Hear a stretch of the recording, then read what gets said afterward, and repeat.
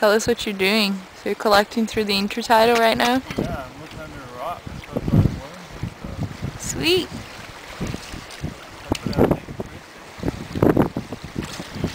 This is Gracie. Gracie's the expert on intertidal stuff here. So she's just sieving through. I'm collecting a lot of really abundant pink worms. Ooh, look at them. Look at the polychaetes.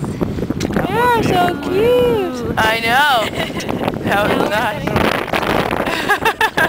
And back there is Nick. Nick's trying to find some other marine stuff. Say hello, Nick.